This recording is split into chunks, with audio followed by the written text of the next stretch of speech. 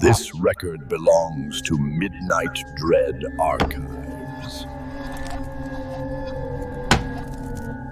Case File 734 in 1994. A subterranean military base deep in the Appalachian Mountains, a black site known only as Site E9, was decommissioned and permanently sealed with thousands of tons of reinforced concrete.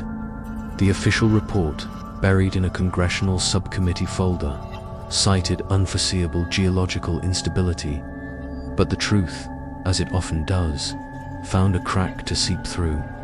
30 years later, a corrupted hard drive surfaced on a secure server containing magnetic tape recordings, redacted medical logs, and the frantic final journal entries of one Dr. Aris Thorne. They weren't mining for coal down there in the dark.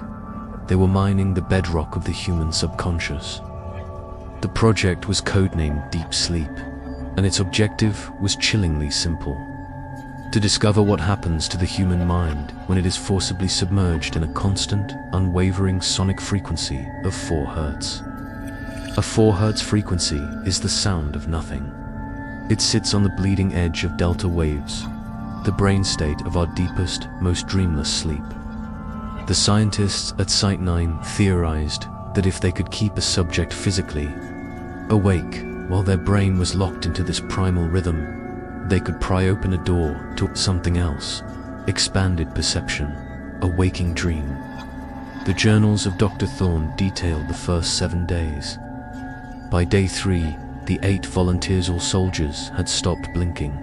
Their eyes, wide and unblinking, reflected the dim emergency lights with a glassy, inhuman sheen.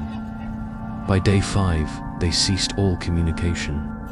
They would simply stand for hours, facing the concrete walls of the mountain, pressing their ears against the cold, vibrating stone. When a guard asked one private what he was doing, the soldier whispered back without turning, "The mountain isn't made of rock, it's made of memory, and it's trying to remember what it was before the light." The experiment shattered on the 10th day. The subjects began exhibiting what Dr. Thorne called the echo effect. They started repeating sentences that the scientists wouldn't actually say until hours later, their voices flat and devoid of emotion.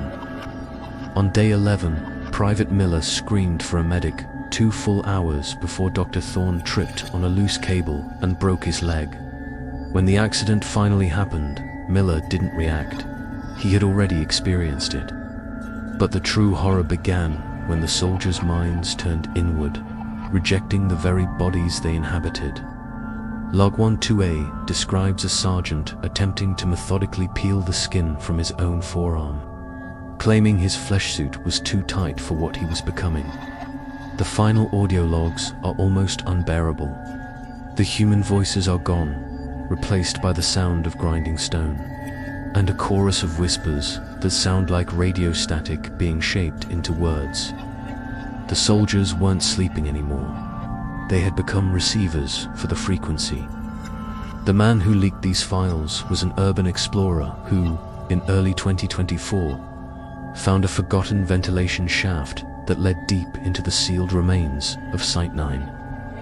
His final blog post, time-stamped at 3:33 a.m., read, "I shouldn't have listened to the tapes. The silence in my apartment isn't silent anymore. It has a weight, a pressure. I can feel the vibration in my teeth. 4 Hz. It followed me home." He vanished 3 days later. Police found his apartment locked from the inside. There were no signs of a struggle, but every single wall, from floor to ceiling, had been scratched raw with the same recurring phrase: "The mountain is awake." If, during this recording, you felt a slight pressure in your ears, a subtle vibration in your chest, perhaps it's just your imagination, or perhaps the frequency has simply found a new receiver. Some doors, once opened, can never be closed again. Keep your lights on, and if the silence in your room starts to feel heavy, don't listen too closely.